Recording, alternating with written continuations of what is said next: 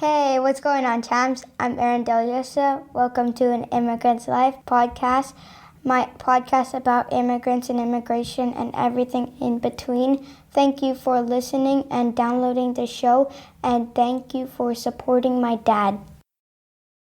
New month, and of course, new episode. You know what's not new but still reliable? Our social media handles when you can follow us, and that's at An Immigrant's Life. There, you can see artworks for all the episodes, audio snippets. I sometimes post myself there if you want to see my ugly face. I take pride in making each artwork post, so don't be shy to go ahead, like, and share them. I'll appreciate it, and I'll appreciate you. Now, let's talk about the episode. This week's guest is an amazing mommy with a kind soul, who's constantly hungry for new adventures, but most importantly, an advocate of mental health. Speaking of mental health, if you or someone you know is thinking about suicide, or even if you just need someone to talk to, please call the Canada Suicide Prevention Service at 1-833-456-4566. They are available 24 hours a day. All calls are anonymous. And if you are listening from a different country, I'm sure you can Google your country's equivalents. And please know this. You are not alone. After having said all that, without further ado, let's get into the show. Isa, dalawa, tatlo. Today's guest is an advocate of good things, an ambassador of mental health, and overall a badass mom. Everyone, please welcome Tannia Burelo. Yay! Hola. Buenos dias. Hola, buenos días. How you doing? Bien. Bien. Thank you for doing this, by the way, early morning. No problem. It's my pleasure. How's everything there? It's fun. I mean, with COVID, everything has become challenging in locations like where I am. I'm in Banff. And as you know, it's a tourist town, and we rely too much in the visitors and people from around the world for the economy. So right now it's complicated. But they have their own, we have good things, and we try to enjoy what we have and being grateful for what we still have. We are healthy. We still have friends, food on the table, and shelter. So that's important. That's beautiful. Just be grateful. Yeah. How's the family from back home? In Mexico, my family, thank God, they are good. They're healthy. No problem. I'm sure there are many people over there that have challenges, and I feel for them. But my family, I'm grateful they are good. Yeah. Beautiful, beautiful. So you mentioned you're from Mexico. Let's talk about Mexico a little bit and Tannia growing up. You grew up in Mexico? Yeah. You were born there? Yes, Mexico City. Yeah. Mexico City. And how was Tanya's life there in Mexico City growing up? Growing up, it was easy. I have a very big dad. He was my provider. So I would say I was very pampered. And I didn't have any needs. But in fact, I started working when I was 16. You know, these jobs like McDonald's and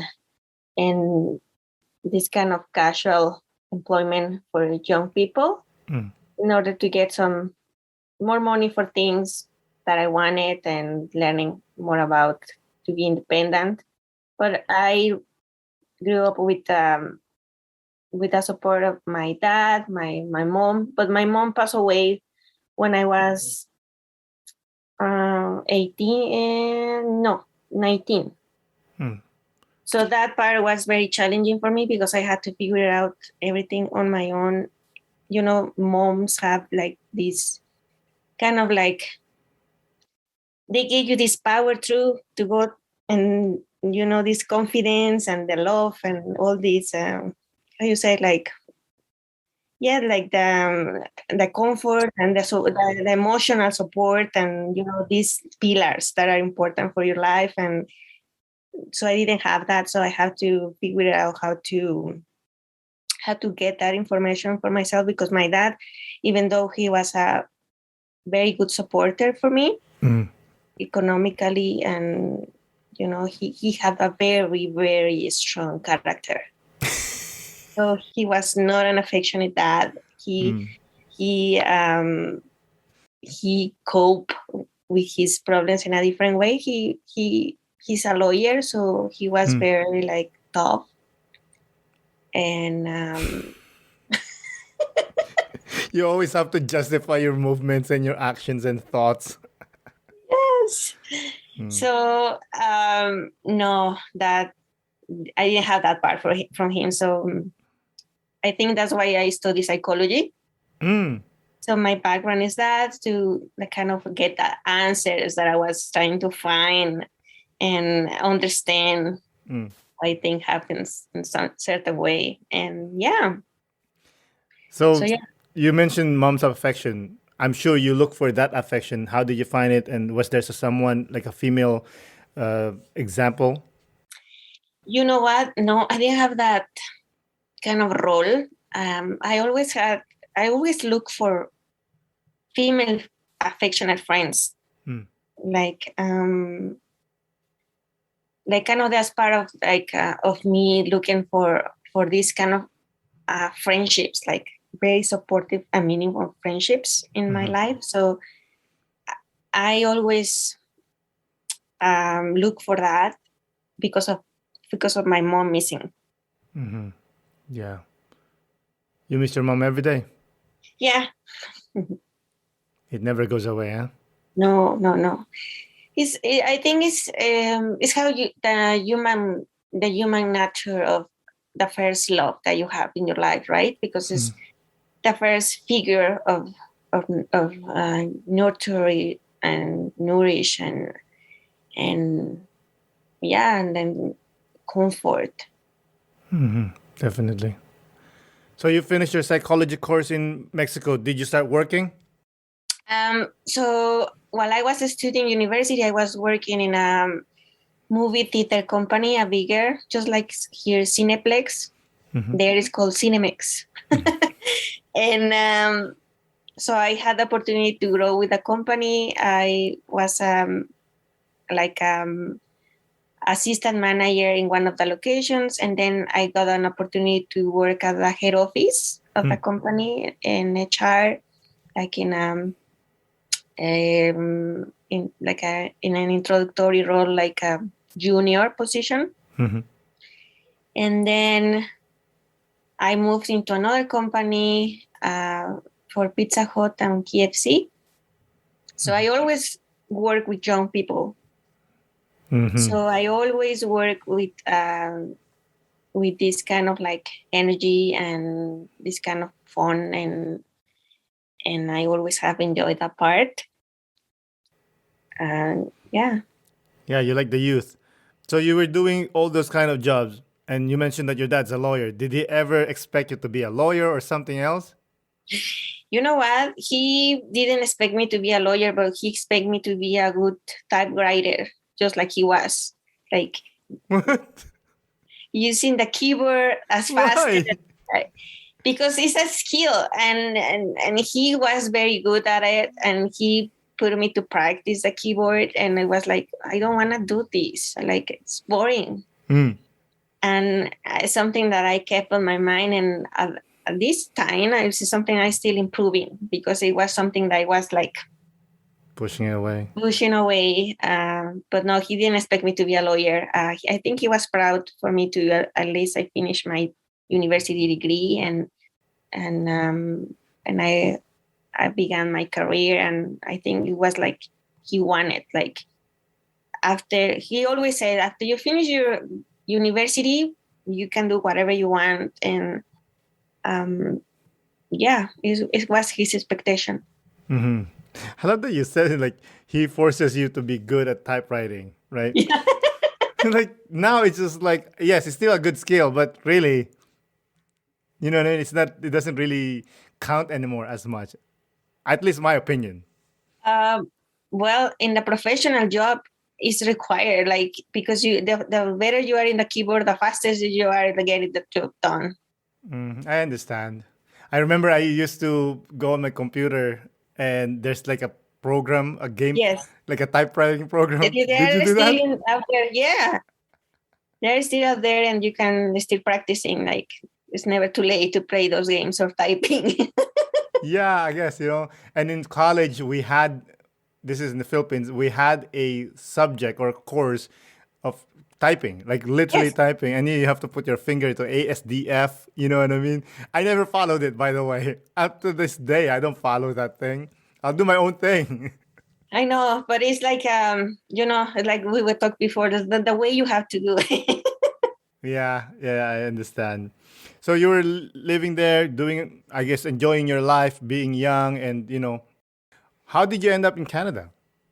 So I met a Canadian guy through a friend.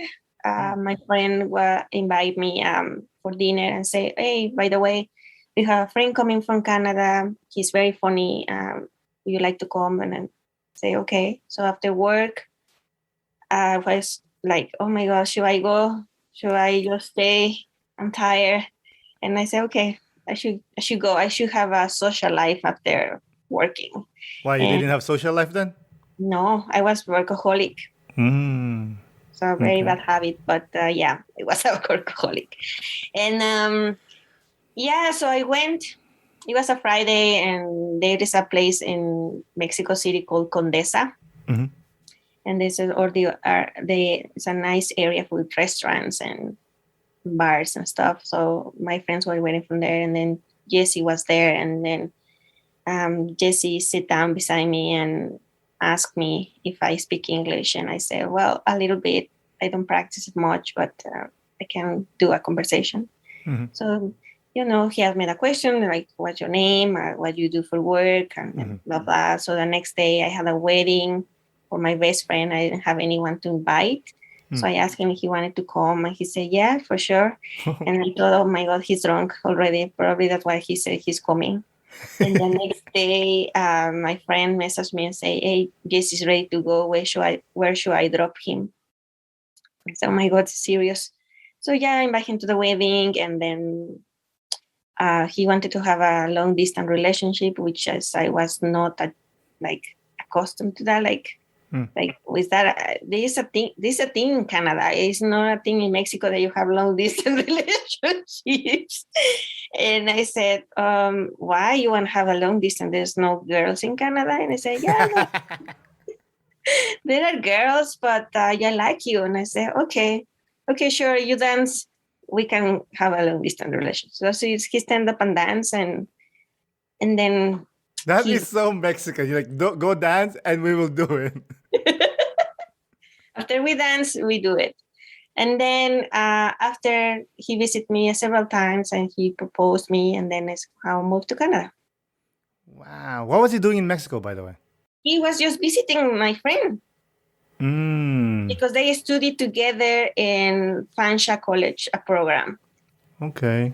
And how old were you then? I was 29, I think. Me. Okay. Oh, that's like for Mexican, that's kind of late.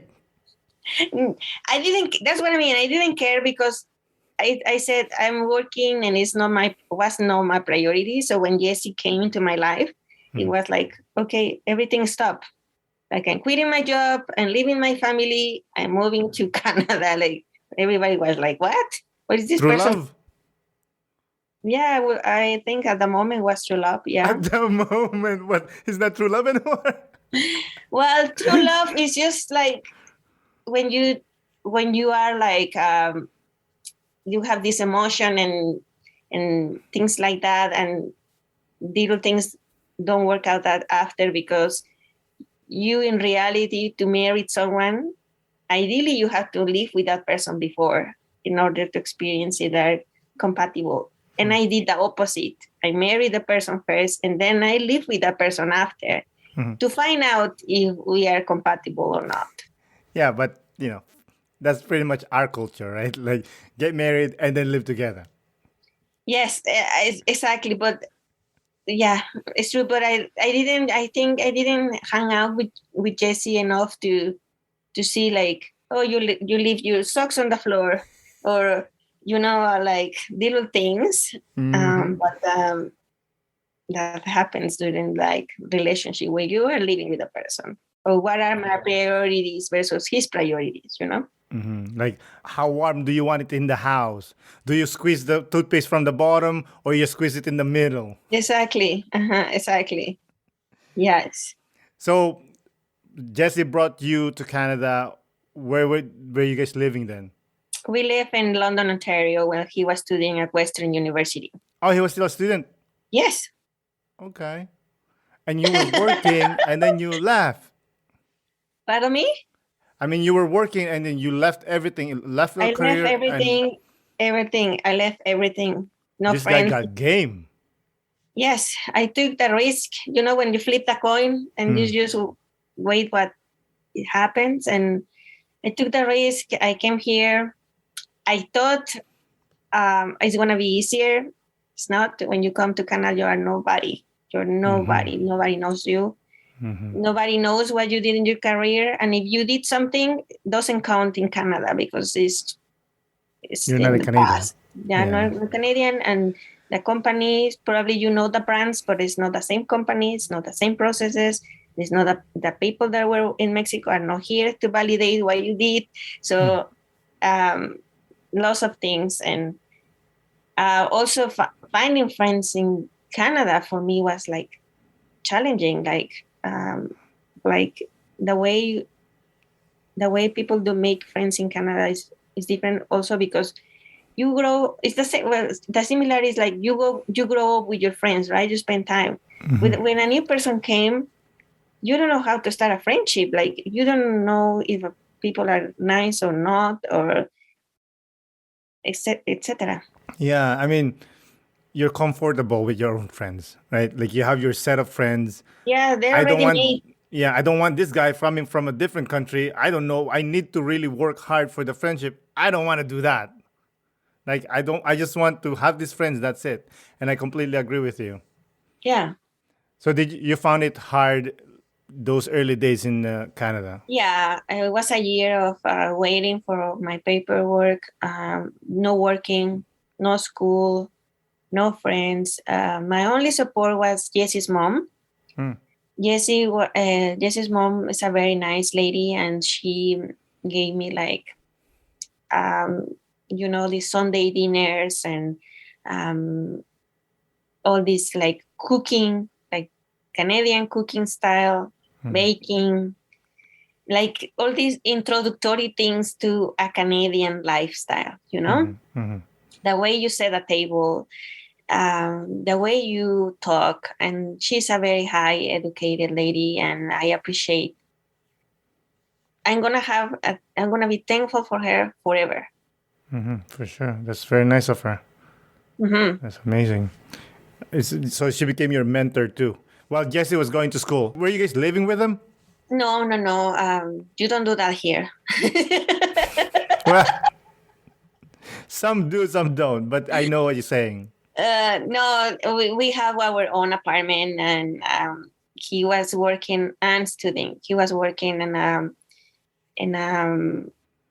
a restaurant as a server, and he was doing university. And me, I was waiting for my paperwork. So it was challenging because I didn't have any income.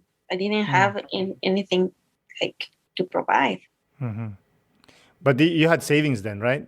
Yeah, I wrote some savings, but pesos versus Canadian dollars is like zero.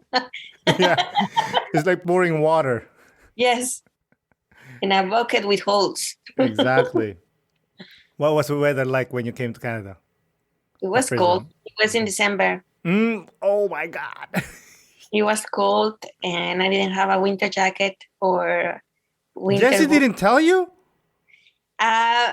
He didn't. He expected. We wait until the last minute to buy a winter jacket, but he didn't know if the jacket is gonna fit me or not.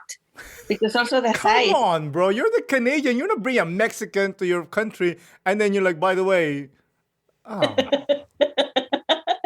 Well, yeah, I should pay attention to the details since the beginning. See, there are things starting cracking in there. mhm.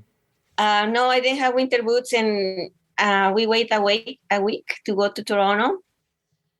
We went to Toronto, and then I purchased some winter boots and jacket and stuff. So while, of course, you're not with Jesse's mom all the time, right?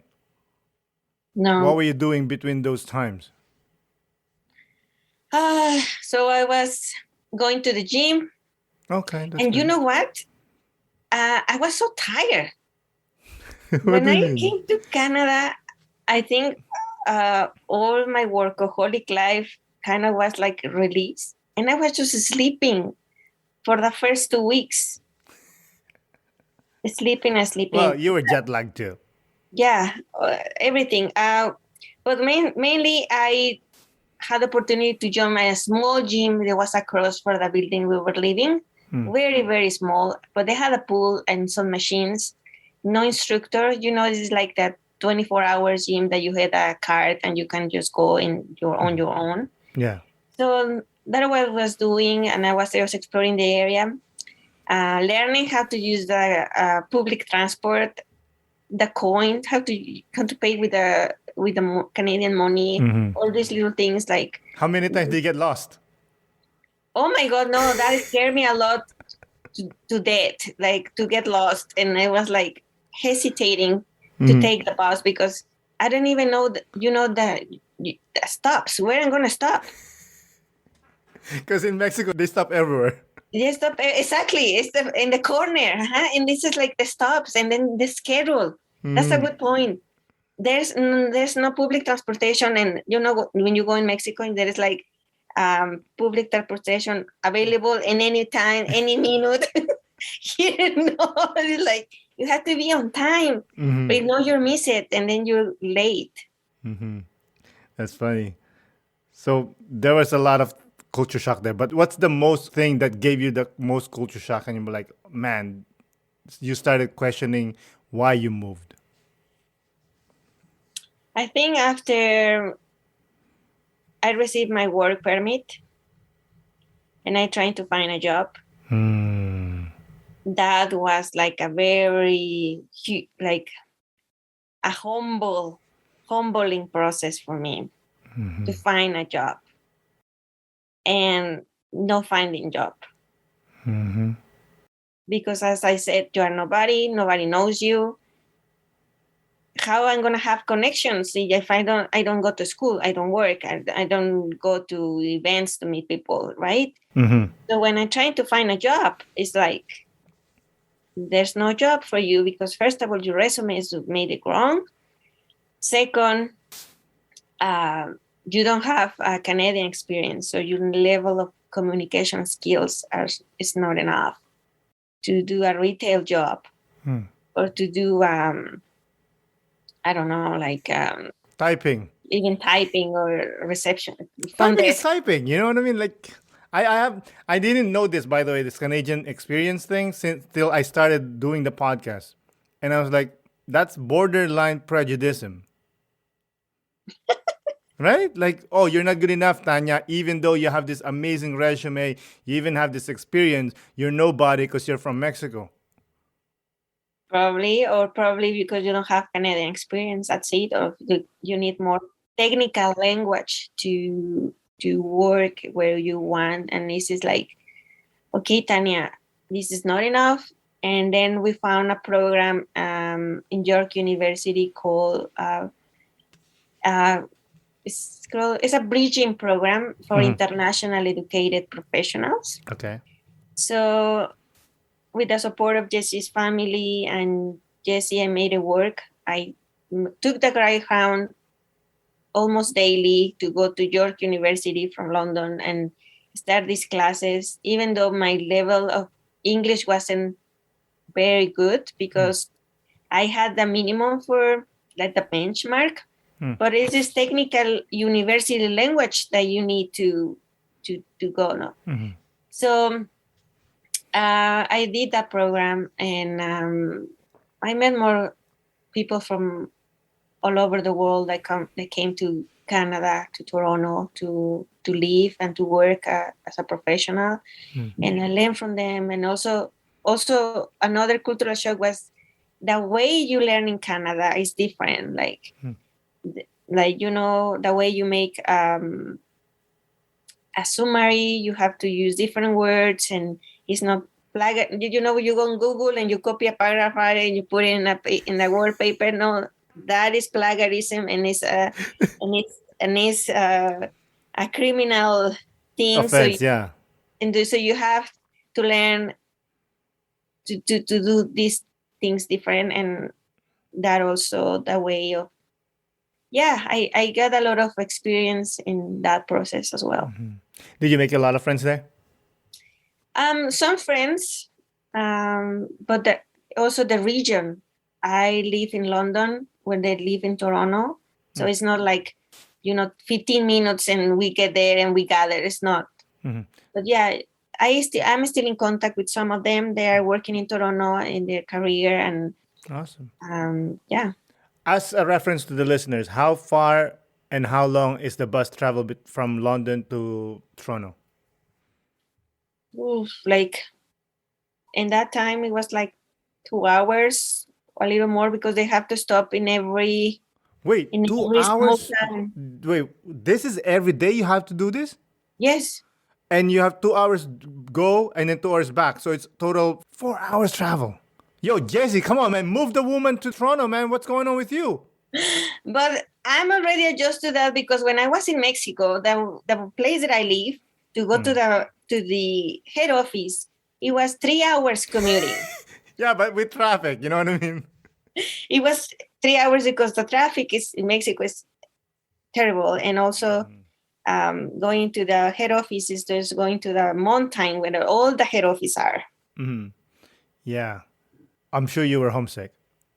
What did you do when you were homesick? I was when I all this, like, when I was doing this travel, it's like, why I'm doing this? Like, why I'm doing here? If I had, just this comfort thing that comes from your ego, like calling you, like, why are you doing this? Like, why are you suffering? Why? But the good part is, like, you're gaining something. What made you stay, though? So I was here already. It's so Mexican. Like, I'm here. Yeah, I was here. I'm not gonna go back betrayed, defeated.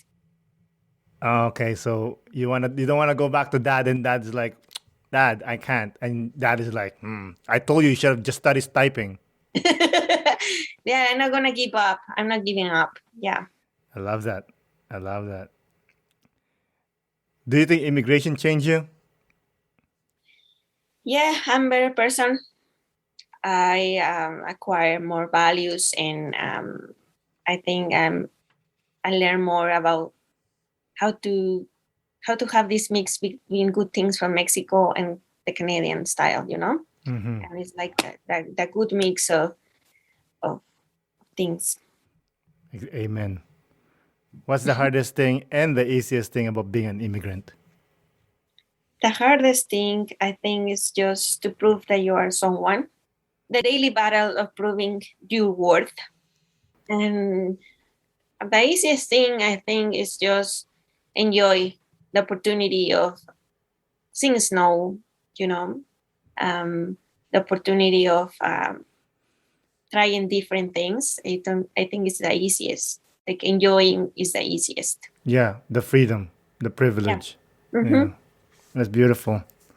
And then now, so you were in London / Toronto, and then now you live in Banff. How did you end there? So Jesse got a job at the Fairmont and HR after finishing his career and getting some experience. He had the amazing opportunity to work at the Fairmont in Fairmont Hotel. Yeah, the HR department. And I got an opportunity to work in events as a server, and that was another life changer because that job, even though at the beginning was challenging also to learn and the processes, it gave me friends. Young friends. Again. It gave me young friends that I learned from, and I'm very grateful for that. Like, it gave me like a little bit of this back into, okay, it's, when you're missing a part, like I didn't have this like opportunity to grow in Canada, and it's just like that part of lacking, like what is young people doing, like how they have fun when. So I had the opportunity to live that a little bit, experience it, and learn from it, and and then there are like young people in Canada are very like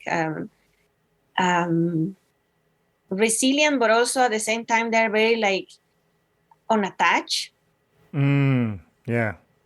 There's no attachment, man, and it's just like something that I have too much. Like I was very attached to everything, like Hell yeah. everything, every the computer, and no, they like you can find people when they move, they sell everything, and then they start fresh. And it's for me.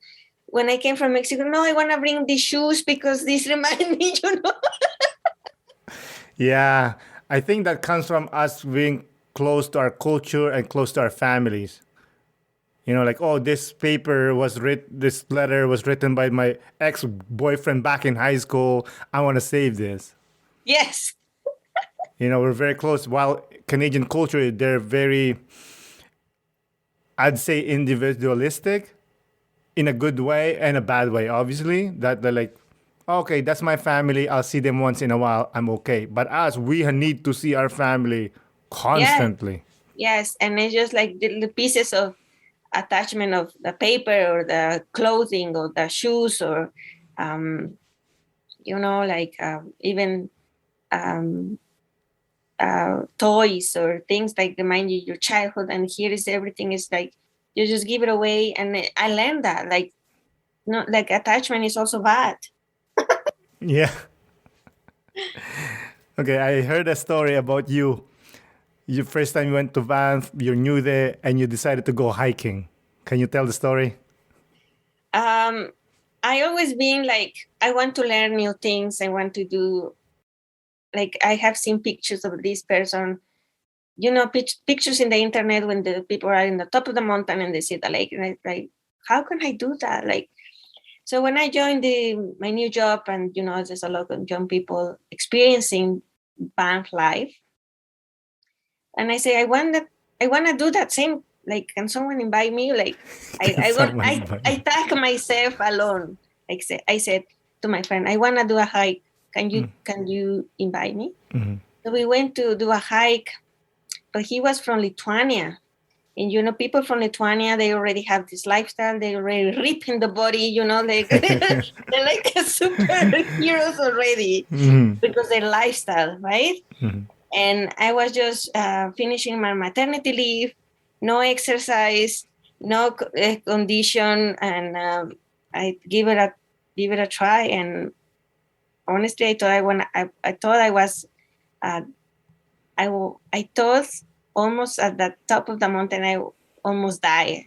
I'm gonna let myself go because I can't hike with my hands anymore. There is always a piece in the mountains at the top that is like you have to crawl. And it was like, okay, I have these shoes, these tennis shoes and no grip. My hands are tired. I'm done. And so my friend came back and he just pushed me. He pulled me with a hand and I said, well, thank you. So that's why my first experience. And coming down, I was walking very slow and he was jumping. He was walking down, jumping, but I would never change that experience for anything. Like it's amazing when you have this opportunity of hiking and when you achieve it and you see the top and this feeling of accomplishment. I know that cannot be in your resume. I'm sure you cannot put that to selling yourself for work, but it can be translated as a persistence of not giving up, and that you have a personality of looking for challenges. Is the way I see it. I hike every summer. It's my favorite, one of my favorite thing to do. Yeah. And the thing is, I don't really get tired. I just keep on going. Yeah, you push through. Yeah, I push through. Obviously, there are parts that you're like you said, you need to use your two hands to crawl pretty much sometimes. But once I climbed it, I always want to climb another mountain. Yeah. But yeah, I love hiking. Do you do it all the time? Whenever, it's summer? When I can, yes. I take the opportunity, and but just last year was very busy for me working, so I didn't find the time for hiking at all. But hopefully this summer I can do another different hike. Okay. By the way, your friend didn't even tell you to buy proper shoes. This guy, man. I just little assumptions, like little assumptions, like he assumed I have hiking shoes, and I just didn't know what proper hiking shoes should I wear or should I buy. All these Are there little even proper hiking shoes? Because in Philippines, we just, whatever shoes we have. No, there is proper shoes to hike. I know. Everything has a label. Yeah, but I know. But there's, there's natives in Mexico or in the Philippines, they hike mountains with bare feet. I know, but it's just the lifestyle. I didn't have a hike before, and it is just like, it's the capacity and the endurance of your body after doing several times. Your body adjusts to that. So that is the amazing part. But when you do it the first time, it's hard. But, you live in Mexico City. Is one of the highest cities in the whole wide world, right? So you're used to the thin oxygen. Yes, but I never go into hiking when I was in Mexico City. You already are hiking. You're on top of the mountain already. That's funny, man. I've seen you in the gym, and it seems like gym is like your thing. In Mexico City, were you in the gym too? Yeah. Okay. I was in the gym too. And you're always physical. Yeah, that kind of physical, like, yeah. Lifting weights. Yeah, but because to me it's the way to keep your body fit in order to do other stuff. Where did you get that from? Was there someone that showed you or taught you? No, really. I think it was just myself. It was my own thing that I just started developing my own kind of like a lifestyle to be fit. Okay. I know we talk about this a little bit. Do you find it hard to be married to a Canadian? Yes, it was challenging in the sense of communication style. First of all, Mexicans, we are not good communicators. We are not very direct. We say something when we mean something else. Yeah, Filipinos, the same. And Canadians are to the point, direct. And so, yeah, that was one thing. The other is cultural. I learned about cooking and not spicy. And now, I remember cooking the first breakfast was spicy. And then dinner was spicy. And then he said, I just want to let you know that I can't eat spicy every day. So it was like, oh my God, this is stressful. Why should I cook then? So this was a learning process too. What other things could be also lifestyle, like learning new habits and relearning habits, right? Like Jesse probably could be Canadian, but he doesn't know about winter sports, for example. And I want to learn about winter sports. So it's like these things, or He's more into technology and gadgets He's a nerd. Kind of, not very much. He's like introvert. I would say introvert. Well, nerds are introverts. Yeah, it's true. And also, I'm very social. And I like to meet people, but not all the people are like, like you cannot bring all the people to your house and all this kind of stuff. Like, Yeah, this is not Mexico or Philippines. yes, exactly. Everyone's Come invited. on, no. Oh, also, you have to, if you are invited, I'm already in that way. You have to call in advance to, can we make plans for do this? I'm already that. Before it was like, you call a friend, what are you doing? Nothing. Okay, I'll be there. Yeah. I am like that now too. Not because of anything. It's more of course, they have schedules. They have things to do with them, with their own lives. Some of them have kids. So we have to plan. Like I'm meeting my friend. I haven't seen him for, I think, since fall, and I said, okay, we're gonna meet in 2 weeks. Exactly. And it's just like you get adjusted to it. And it's just on timing also. Jesse is very punctual. I learned how to be punctual, like business time management. God, the Mexicans and Filipinos, they're always late, eh?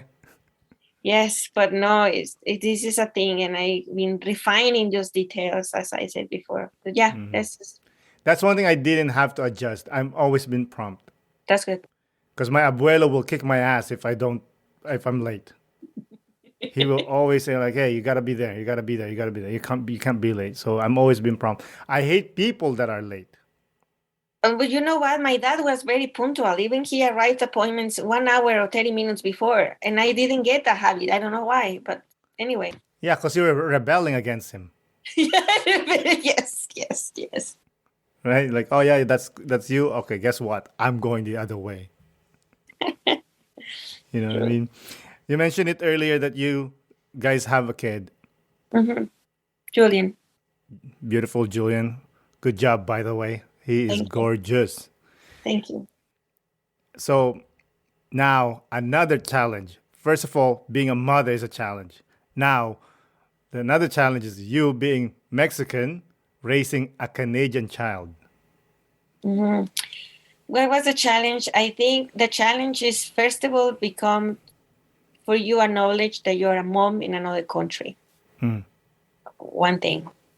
Second thing, you don't have anyone around you to help to come and cook for you, do laundry, or you are in pain or tired. You have to do it yourself. Second. The third, I think, is also the parenting styles. And this is when the psychology part, if you have good parents, you have that base. But if you don't, it's like searching for this knowledge, right? Like, again, I didn't have my mom to call to say, hey, this baby's crying, don't stop. What should I do? Shake it. No, I'm joking. This support, like, that is a challenge apart. And I think that it's a universal challenge of being a mother, like no matter if you're in any country. But the Canadian part was like the expectations of teaching by timing. At this time it has to walk. Yes. At this time it has to talk. If they have to say 10 words 3 years old, when you are 3 years old, if not, you are behind. You are behind and you are doing something wrong. They have to ride a bicycle by they are 5. They have to, now you live in a mountain town, everybody skis. You haven't bring your kid to skiing, how? Yeah. All this kind of, I think that's the challenge of, even the food, like the peanut butter with bread. And my son was allergic to peanut butter. Okay, what else can I give him? Yeah. Because the peanut butter is like a Canadian ethnic food, right? Like you grow with the bread and the peanut butter and jelly. And my son was allergic, so okay, then I think I had to find different strategies or different food. And also, if you're an adult and you eat your, your healthy food, like your piece of chicken breast with rice and vegetables, the babies don't eat that. So you you have to eat, you have to cook these like Baby purées food. and baby food and mushes, and then you have to learn like, okay, buy all these gadgets to process the food for the baby. And I think that has been a challenge. Yeah, that's a little. Yeah, I like to say that because we're trying to catch up while they know what they need to do already. They're good. While we're trying to figure out, okay, what do we need to do? But I don't know if you did, but my side, at least my wife and I, we both decided that we're not. Well, at least I decided, but and then I pushed it to her that I said I don't believe in that. I don't believe that the child at 2 has to do this because every person is different. Well, I don't have more childs to experiment, so I already passed the trauma of that ideas. No, what I mean is like even with my first child, like when when the society, as they say, is like pushing, oh, he should be potty training right now because that's this age, and I said no, he'll go when he goes. I promise you. And Well, yeah, I think it was a good approach. For me, it was stressful. yeah, From that's why I didn't want to do stressful. it because it is stressful for what? It's a kid. When he learns, he'll just whip it out and he's gonna be okay. It was stressful for me because I was just trying to learn the new lifestyle in a new town and a new job. And then the parenting is also like, okay, like a more task, like more task to perform. And this is when I said, that's why I didn't want to go out. I didn't want to meet other moms and, this judgment. And I didn't want to do that. And just like, I kind of keep it to myself. But at the same time, I was just like, well, my son needs friends. And then, yeah. Were you the president? Are you depressed? No, I was just trying to align what I need to do, like avoiding judgment, like protecting kind of my mental health, I say. But at the same time, I was like, I need to have mom friends because all my friends are young. They don't have kids. What they can advise me to do? Nothing, you know? Yeah, yeah, for sure. So how did you find these moms? I found these moms when I let myself the opportunity. And also, you know, they have programs to meet more parents, and this is my son was a speech delay, had a speech delay. So that's why I met another moms with the same problems, and we're all immigrants. There's a common denominator here. I think it's called English. So yeah, so that's how I met more moms. Yeah.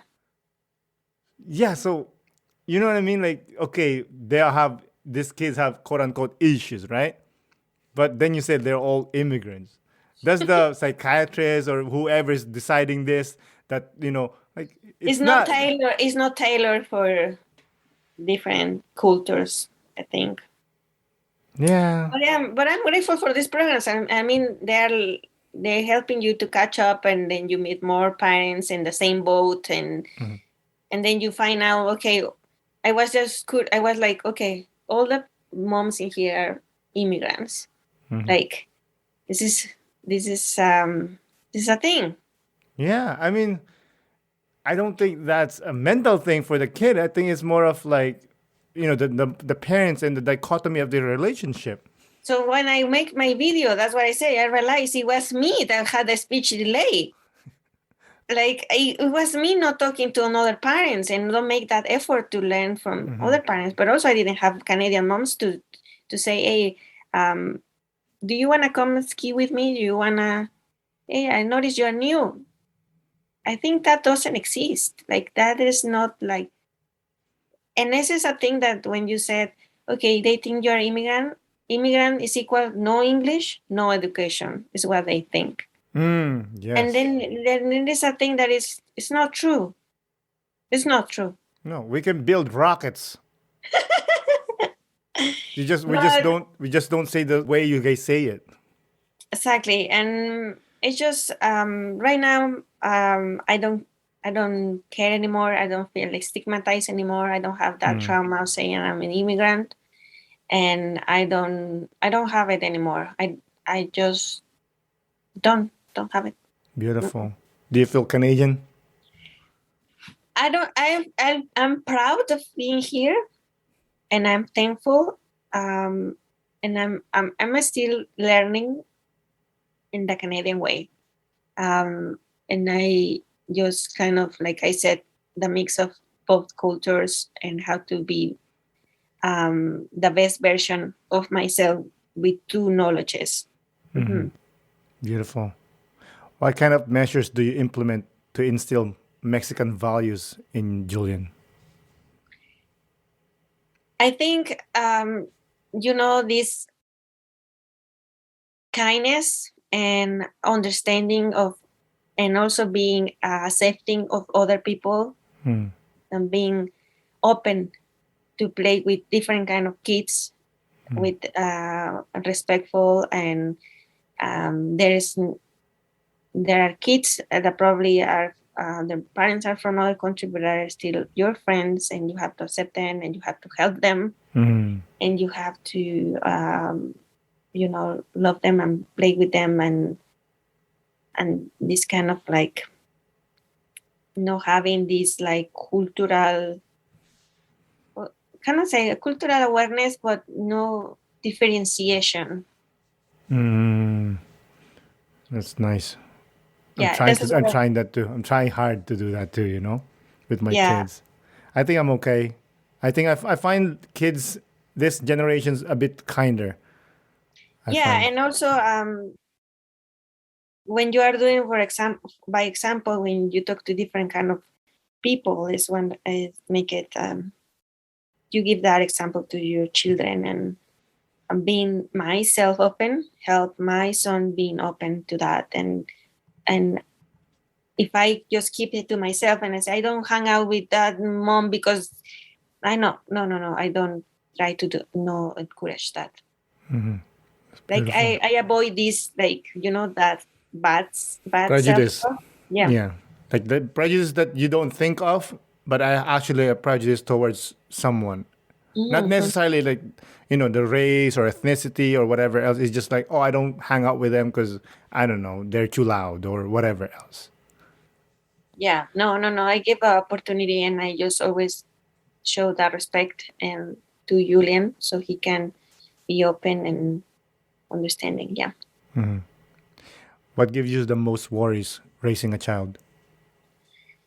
Um, I just don't want that he does drugs, man.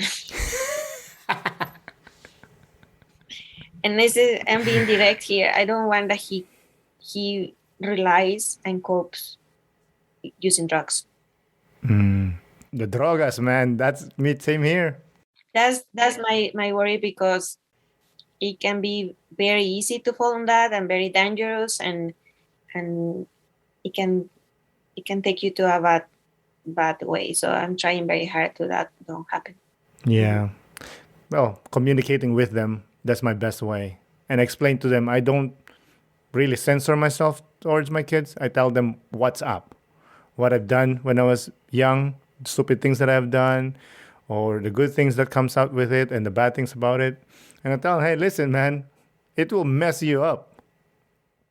But, I cannot stop you if you're with your friends and you're somewhere else.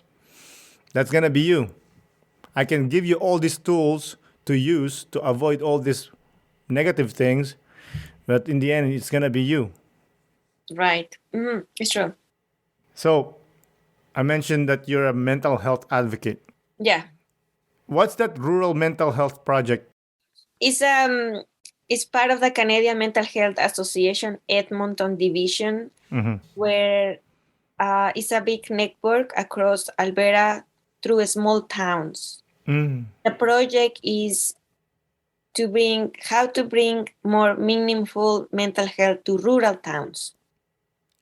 Like how? Do you guys tell them to go to the gym, work out, read? Like every community has their own challenges, and that you have to tailor your programs based of, for example, they say there are 8 domains. The 8 domains are basically like services, well-being, social interaction, what are the others? Developmental lifespan. Mhm. So you have to start from your children to the older generations, and I don't remember the other 3 right now. That's okay. But so when communities develop projects, and how your community perceives mental health. Yeah, that's the main one that needs to be tackled.